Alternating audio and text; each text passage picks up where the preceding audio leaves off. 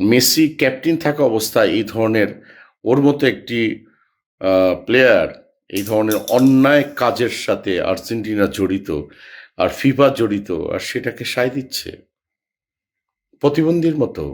মেসির আহ, এইভাবে পতন হবে তাকে একটা সময় গিয়ে হয়তোবা ম্যারাডোনার মতো মেসিও হয়তোবা আজ থেকে ৫, ৭, ১০ বছর পরে যেরকম ম্যারাডোনা স্বীকার করেছিল যে হাত দিয়ে গোল দিয়েছে, ড্রাগসের জন্য সে সাসপেন্ড হয়েছিল, এরকম মেসিও হয়তোবা এরকম গোপন কথাগুলি বলবে। আমি একজন প্রাক্তন ফুটবলার হয়ে কথা বলছি। আমি মেসির কিন্তু ভীষণ ফ্যান। আমি আগেই বলে রাখি, মেসি হচ্ছে, যদি পৃথিবীর মধ্যে ৫ জনকে কাউন্ট করি তার মধ্যে মেসি একজন, ৩ জনকে কাউন্ট করি তার মধ্যে মেসি একজন। তার মানে মানে তার জায়গাটা আমার কাছে শ্রদ্ধার জায়গা। কিন্তু মেসি ক্যাপ্টেন থাকা অবস্থায় এই ধরনের ওর মতো একটি প্লেয়ার এই ধরনের অন্যায় কাজের সাথে আর্জেন্টিনা জড়িত আর ফিফা জড়িত আর সেটাকে সায় দিচ্ছে প্রতিবন্ধীর মতো, একদম প্রতিবন্ধী। আমি আজকে নির্লজ্জ বলেছি, মানে যারা এটাকে প্রতিবাদ করছে না। খেলাধুলায় ইসলামকে টানার কি দরকার, হ্যাং না ত্যাং না। ডেফিনেটলি ধর্মকে আবার টানতেই হবে, আমি মুসলিম। আর ধর্মটাই না যদি কোকোকোলারে বিসর্জন দেন, তাহলে ফুটবলের বেলা এটা আসবেন না কেন? যে একটা সময় দেখবেন এই ফিফা ২ ভাগে বিভক্ত হয়ে যাবে, ল্যাটিন আমেরিকা এবং ইউরোপ। তখন কি করবেন?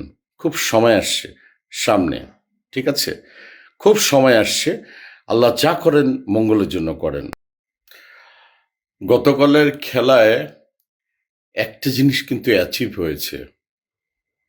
আল্লাহ সুবহানাহু ওয়া তাআলা তাদের মাধ্যমে দেখিয়ে দিয়েছে যে কিভাবে দুর্নীতির শুরু হয়েছিল ৭৮ সালে ছিয়াশি এবং প্লান্টিতে গত ওয়ার্ল্ড কাপে মেসির বিশ্বকাপ জয়। আহ, আমি ব্রাজিলের সাপোর্ট করি। আজকের দিনটা একটু মনে আছে, অনেকেই হয়তো বা 7 আপ বলবে, বলুক, অসুবিধা নেই। এই দিনে ব্রাজিল আহ, বিধ্বস্ত হয়েছিল জার্মানির সাথে, আজকের এই দিনটায়। এবং দেখুন, ব্রাজিল কিন্তু তার ঘরের মাঠে বিধ্বস্ত হয়েছিল। একটু পিছনে তাকান, যারা এখনকার প্রায় ১৬, ১৭ বছর বয়স, ওরা কিন্তু বলতে পারবে না। এই কিছুদিন আগের কথা। আমি প্রায় 10টা কি 11টা ওয়ার্ল্ড কাপ দেখলাম আমার জ্ঞান বুদ্ধিতে। তারা কিন্তু কোনো ধরনের কনস্পিসি, কোনো রেফারিং, তারপরে খেলার কোনো কিছুতে কোনো কথা হয়নি, বিধ্বস্ত হয়েছিল। এবং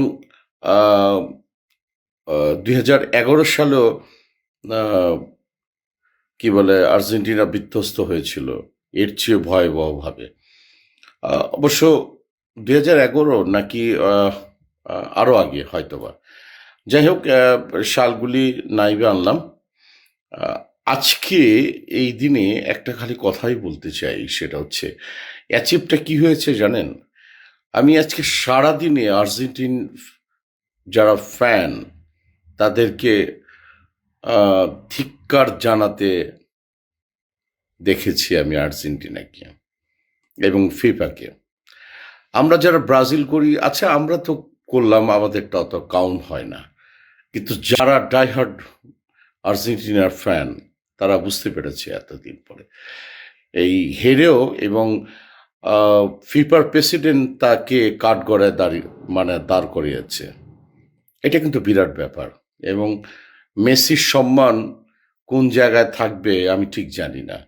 CR7 মানে রোনাল্ডো আহ, আর খেলবে না পর্তুগালের জার্সিতে।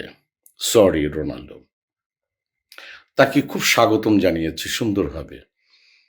আর মেসির আহ, এইভাবে পতন হবে তাকে একটা সময় গিয়ে হয়তোবা ম্যারাডোনার মতো মেসিও হয়তোবা আজ থেকে ৫, ৭, ১০ বছর পরে যেরকম ম্যারাডোনা স্বীকার করেছিল যে হাত দিয়ে গোল দিয়েছে, ড্রাগসের জন্য সে সাসপেন্ড হয়েছিল, এরকম মেসিও হয়তোবা এরকম গোপন কথাগুলি বলবে। দেখুন, ব্রাজিল গত খেলায় যে হেরেছে, প্রায় ৫ থেকে ৬টা চান্স পেয়েছে, গোল পেয়েছে একটা, প্লান্টি মিস করেছে। অ্যান্ড্রিক ফ্রি নেট মানে পাওয়ার পরও কিন্তু গোল দিতে পারেনি। ওকে, তাদের যে অন্যায় করেছে সেটা শাস্তি পেয়েছে, কোনো কথা হয়নি। কিন্তু আর্জেন্টিনা শুধুই মানে কথা কথা কথা। আমি মেসির কিন্তু ভীষণ ফ্যান, আমি আগেই বলে রাখি।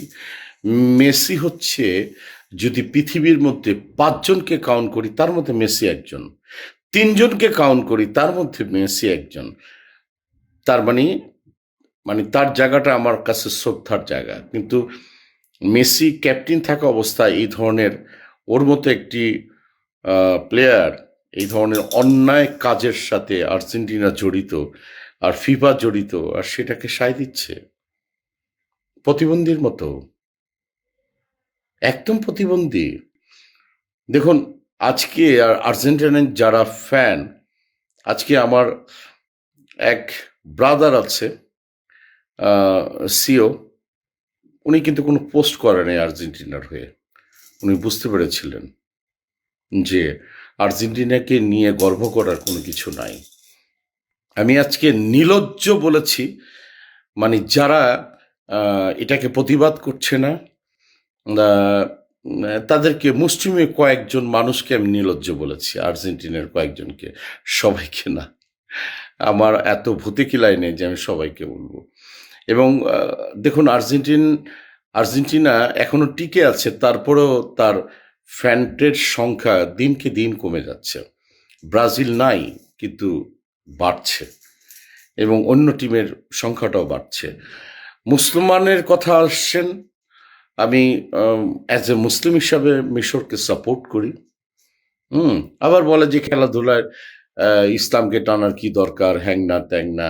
ডেফিনেটলি ধর্মকে আমার টানতেই হবে, আমি মুসলিম। আর ধর্মটাই না যদি কোকোকোলারে বিসর্জন দেন, তাহলে ফুটবলের বেলা এটা আসবেন না কেন? হ্যাঁ, যদি ইসরায়েলের জার্সি, ইসরায়েলের পতাকা যদি আর্জেন্টিনার ফ্যানের কাছে থাকে, তাহলে আনবেন না কেন? খালি কোকোকোলা নিয়ে বাংলাদেশে মাতবরি মারাইবেন? হ্যাঁ, ঠিক না? এটা তো হয় না। হ্যাঁ, তো সব জায়গায় ধর্মের বহিঃপ্রকাশটা রাখতে হবে।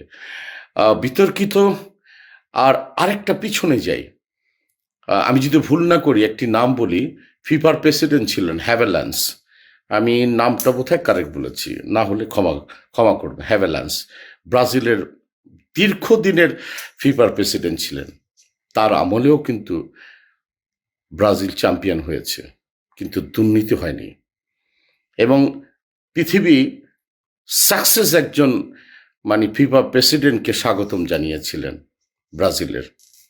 আর কোণঠাসা করা হয়েছে এশিয়াকে, কোণঠাসা করা হয়েছে মানে আফ্রিকাকে। একটা সময় আমার কথা শুনে রাখুন, যে একটা সময় দেখবেন এই ফিফা 2 ভাগে বিভক্ত হয়ে যাবে, ল্যাটিন আমেরিকা এবং ইউরোপ। তখন কি করবেন? খুব সময় আসছে সামনে, ঠিক আছে? খুব সময় আসছে। আল্লাহ যা করেন মঙ্গলের জন্য করেন। ভালো থাকবেন সবাই। এবং আমি একজন মানুষ হয়ে কথা বলছি, আমি একজন মুসলিম হয়ে কথা বলছি, আমি একজন সচেতন হয়ে কথা বলছি, আমি একজন ফুটবলের ফ্যান হয়ে কথা বলছি, আমি একজন প্রাক্তন ফুটবলার হয়ে কথা বলছি। ধন্যবাদ। Thank you.